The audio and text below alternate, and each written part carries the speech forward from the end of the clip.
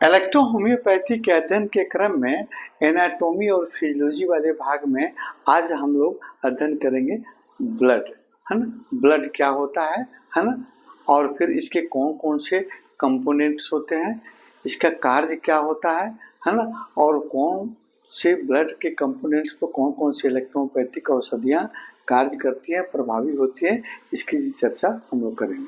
तो सबसे पहले हम शुरू करते हैं आपको ब्लड, है ना, रक्त, है ना, इसको लहू या आपको खून के नाम से भी हम लोग जानते हैं, है ना। और यह आपको ब्लड, है ना, ब्लड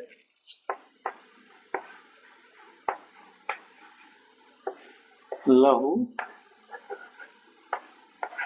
खून, रक्त, है ना, भिन्न भिन्न नामों से जाना जाता है ब्लड, है ना।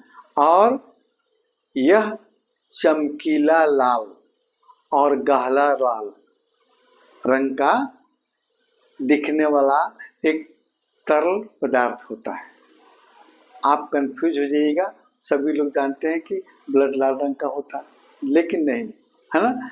एक चमकीला लाल और गहरा लाल रंग का, है ना, एक दिखने वाला एक तरल पदार्थ होता है ना। और यह कनेक्टिव टिश्यू का बना होता है। हमने बोला कि चमकीला लाल स्वाभाविक है, जिसमें आपको ऑक्सीजन जो ब्लड जो होगा, जिसमें कार्बन डाइऑक्साइड नहीं होगा, वो चमकीला लाल दिखेगा। और गहरा लाल रंग का दिखेगा, जिसमें कार्बन डाइऑक्साइड होगा और फिर उसमें ऑक्सीजन नहीं रहेगा, है ना। तो ब्लड चमकीला लाल गहरा लाल रंग का एक तरल उत्तक या कनेक्टिव टिश्यू फ्लूइड है ना। यह हमारे सब शरीर में, है ना, चमकीला लाल रंग ब्लड आर्टरी के माध्यम से आपको ऑक्सीजन एवं कुछ पोषक तत्व और फिर हार्मोन्स को लेकर हमारे शरीर के सेल टिश्यू वाले भाग में आपको पहुंचता है और वहां उसको एनर्जी देता है, पोषण देता है ब्लड। और गहरा लाल रंग वाला ब्लड जो है आपको वेन के द्वारा हमारे शरीर से आपको भिन्न भागों से आपको कार्बन डाइऑक्साइड को लेकर यानी CO2 को लेकर आपको हार्ट और लंग्स तक पहुंचाया जाता है। ये आपको गहरा लाल रंग वाला ब्लड होता है ना। एक स्वस्थ मनुष्य के शरीर में कुल आपको उसके वजन का लगभग आपको 7% आपका ब्लड पाया जाता है।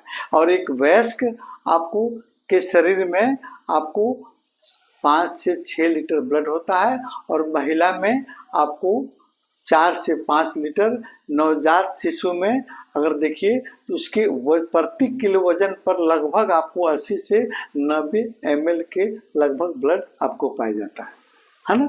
आपको वयस्क पुरुष में 4 से 5 से 6 लीटर, वयस्क महिला में 4 से 5 लीटर, नवजात शिशु में प्रति किलोग्राम आपको के हिसाब से 80 से 90 ml के बराबर ब्लड आपको पाया जाता है। अब हम देखते हैं ब्लड के कुछ ब्लड के कंपोनेंट्स, है ना।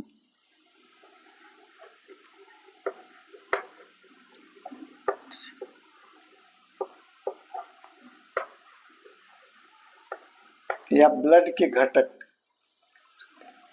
है ना, रक्त के घटक भी कहेंगे इसको, या कंपोनेंट्स ऑफ ब्लड, या ब्लड के कंपोनेंट्स के नाम से भी हम लोग जानते हैं, है ना। इसके मुख्य घटक कौन कौन होते हैं, जैसे सबसे पहले आपको प्लाज्मा, है ना।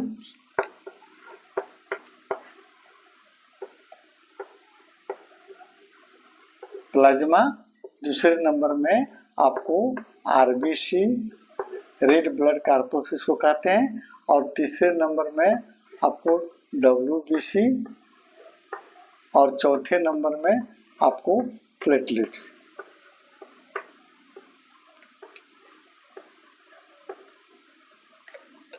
प्लेटलेट्स, है ना। ये 4 कंपोनेंट्स हैं। प्लाज्मा को हम रुधिर रस, है ना, रुधिर रस भी कहते हैं। ब्लड का रस या खून का रस, है ना। प्लाज्मा, प्लाज्मा क्या होता है? प्लाज्मा जो है आपका, ये प्लाज्मा आपके ब्लड का 55% भाग प्लाज्मा, और इसका रंग हो आपको हल्का पीला रंग का पारदर्शी तरल पदार्थ होता है, और इसी प्लाज्मा में ब्लड के अन्य सभी कंपोनेंट्स जैसे आरबीसी, डब्ल्यूबीसी, प्लेटलेट्स आपको पाए जाते हैं, है ना। अब देखते हैं कि आपका ये ब्लड का प्लाज्मा जो है ना, आपका 55% ब्लड का हिस्सा होता है ना, यानी ब्लड में 55% प्लाज्मा ही रहता है, और उस प्लाज्मा में 90 से 92% है ना, इस प्लाज्मा में आपको 90 से 92% जो है आपका रहता है क्या, जल, पानी, है ना, और बाकी 8% में आपको प्रोटीन और फाइब्रोजन और इलेक्ट्रोलाइट्स, इसके अलावा कार्बोहाइड्रेट्स, फैट्स और एमिनो एसिड, है ना। इसके अलावा कुछ आपको हार्मोन्स, एंजाइम्स और आपको कुछ vast product, urea, uric acid आदि पाए जाते हैं। प्लाज्मा में आपको प्लाज्मा का आपका 90 से 92% भाग पानी होता है, बाकी 8% में आपको पाया जाता है जैसे अल्बुमिन नामक प्रोटीन पाया जाता है, जो हमारे ब्लड प्रेशर को कंट्रोल करने में मदद करता है ना। ग्लोबुलिन नामक आपको प्रोटीन पाया जाता है ना, जो हमारे शरीर में रोग प्रतिरोधक क्षमता आपको का काम करता है ना। इसके अलावा फाइब्रिनोजन आपको ये ब्लड के थक्का बनने से रोकता है, ये भी पाया जाता है ना। इसके अलावा आपको कुछ इलेक्ट्रोलाइट्स और आपको साल्ट, है ना, इलेक्ट्रोलाइट्स और साल्ट में जैसे आपको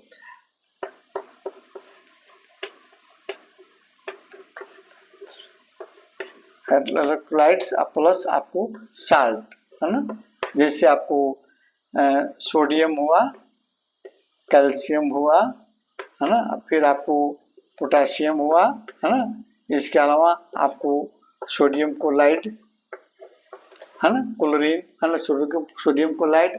इसके अलावा आपको कुछ हार्मोन्स, है ना, और आपको एंजाइम्स, है ना, हार्मोन्स।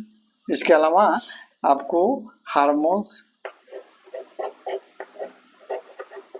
एंजाइम्स, कार्बोहाइड्रेट, प्रोटीन, ये सभी आपको इस प्लाज्मा में पाए जाते हैं। और कुछ वास्ट प्रोडक्ट पाए जाते हैं जिसको हम, जैसे आपको वास्ट प्रोडक्ट में से यूरिया हुआ, यूरिक एसिड हो गया, ये आपको गंदे पदार्थ हैं जो इसी प्लाज्मा में आपको पाए जाते हैं। प्लाज्मा का काम क्या होता है ना, ये हमारे शरीर के बीपी को कंट्रोल करने में आपको मदद करता है ना, रोगों से रक्षा आपको करता है, सुरक्षा करता है ना, यानी इम्यून सिस्टम को स्ट्रॉन्ग करने में ये प्लाज्मा मदद करता है। इम्यून सिस्टम के माध्यम से हमारे रोग शरीर में आपको वायरस, बैक्टीरिया जो हार्मफुल आते हैं, हार्मफुल वायरस, बैक्टीरिया प्रवेश को उसको रोकने की क्षमता रखता है। ब्लड को थक्का जमने से आपको मदद करता है ना, और इसमें कुछ वास्ट प्रोडक्ट को बाहर निकालने में भी आपको ये प्लाज्मा मदद करता है। अब हम देखते हैं कि इसके कंपोनेंट्स में आपका दूसरे नंबर का आपको कंपोनेंट्स आरबीसी, है ना। आरबीसी क्या होता है?